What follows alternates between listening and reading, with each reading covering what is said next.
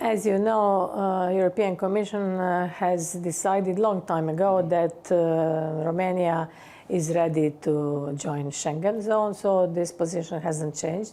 So we are in favor. I hope that European Parliament also is, with a high majority, is in favor.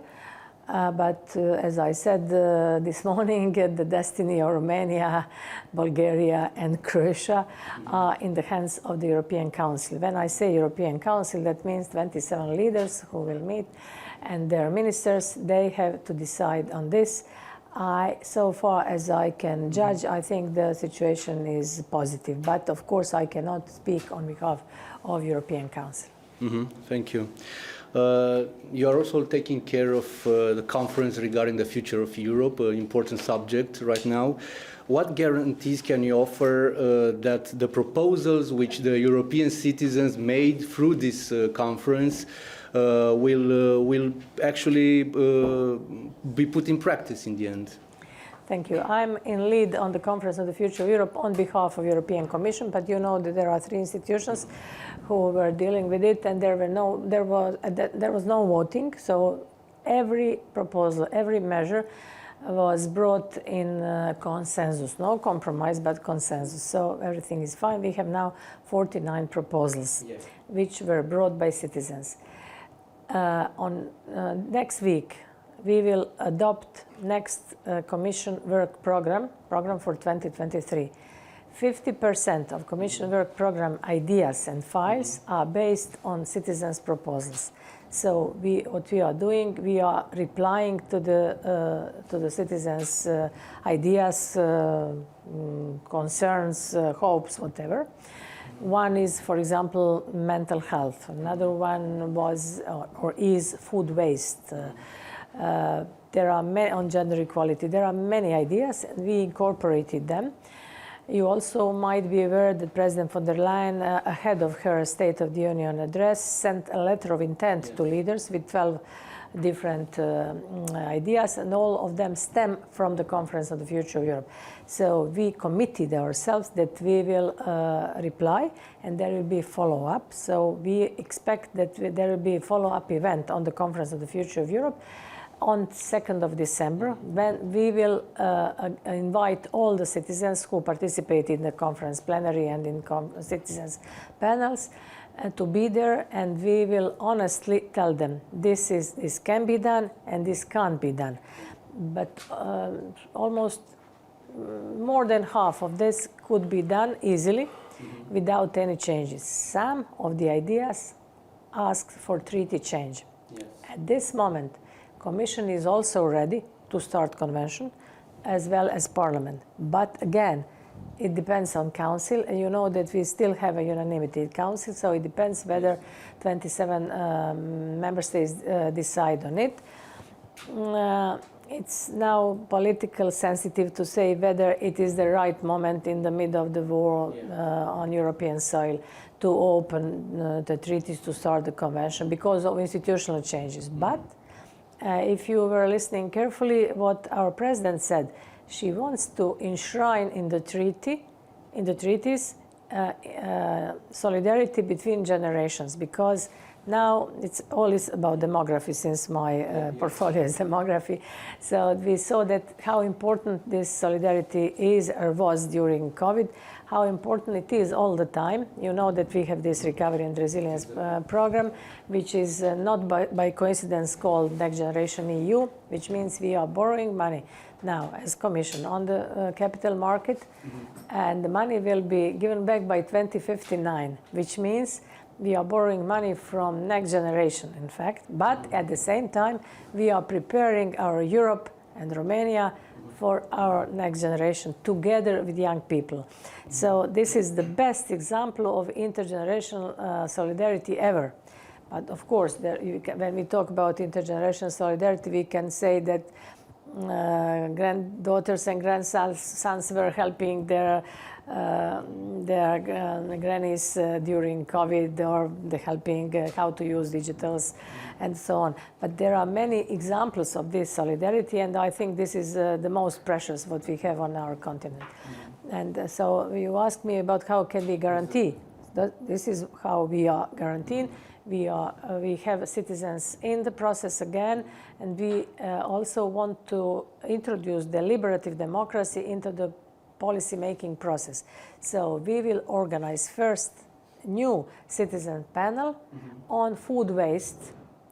So because President promised that she will invite citizens before any key legislation, and this is the first one. So we will again select citizens on a random basis and try to talk to them, listen to them, and see what they want, and then we will incorporate this. So we as Commission, we rather talk about daily issues which can help people's lives. Institutional issues are also important, but they are more important for parliamentarians, and we will see what the Council will say, because if I may be open, smaller member states and medium-sized member states are not in favor of changing treaties on institutions because they think that they will lose their power in the Council, which is the case. And you know that there is a letter which was signed by 12 leaders which says that they are against. So let's see how the situation is developing, but at this moment we will see. I have a General Affairs Council on Tuesday. I will be there on behalf of Commission, and we will listen to 27 Minister of European Affairs, including your State Secretary, and see what is the position in the end. Romania has a big problem, demographic problem, as the entire EU, in fact, and especially it faces especially the depopulation in rural areas. What do you think that Romania should do better to limit this trend, which is? It's hard to limit anyone because we live in a free Europe, and there are 4 freedoms. One is freedom of movement. So whoever wants to go is free to go, of course. But in order to somehow anticipate what is going to happen, first of all, we adopted the strategy, long-term vision for rural areas. Why we did this?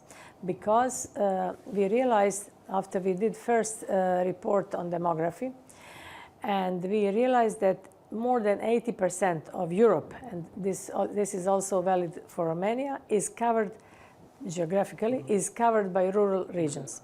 So there is a huge potential for being populated, and this is what we are trying to make these regions perspective, attractive. How? By proper use of cohesion policy and by proper use of funding. And this Recovery and Resilience Fund, the new envelope 2021-2027. If these funds are used in the proper way, and if they are directed to rural areas, if the services are opened again, if you have healthcare, if you have kindergartens, if you have school, if you have shops, if you have intermodal transport, and above all, if you have broadband internet, and then the life in the villages, in the countryside in Romania could also be sustainable.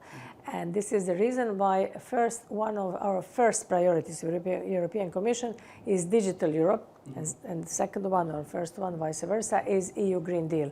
So these are 2 big European priorities, but they are underpinned by demographic change, which is obvious, which is evident, and this is the reason why this new portfolio has been established, because we see that there is a phenomenon. In Romania, Bulgaria, Croatia, Greece, people tend to move towards west, but at the same time there is a phenomenon when people tend to move from rural to urban areas, in Romania, in Spain, in Portugal. So we are trying to establish and create good environment, good standards, so people can stay there, and not only for those people who are born there, but we can also attract newcomers, and this is the idea. But it's a long-term process, and the results of our work won't be seen soon. So this is a big process, and this should be also followed by local authorities, regional authorities, and national authorities. And there is no solution, one size fits all. It's different in Finland, different in Romania, because we have to take care about tradition, about culture, about whatever. So we are working on it cross-sectorial, My portfolio is horizontal, so I work with all commissioners on this, and I think we will manage to do this, but we have to have good cooperation with your authorities. Without this, it won't be possible. I don't know if you are or European Commission is aware of it, but now in the Parliament there is a proposal to change the law for protection of child in order to protect them from promoting homosexuality and against it's a sort of against sexual education and stuff like this. And there were voices that expressed concern that this proposal is somehow similar to what happened in Hungary. How would you comment on such a proposal? Let me put it like this. I heard something about that, but I'm not competent to comment national laws, and I am not interfering into member states' competencies. But as you might know, we adopted first ever European strategy on the rights of child. And this is for us precious text with 6 priorities.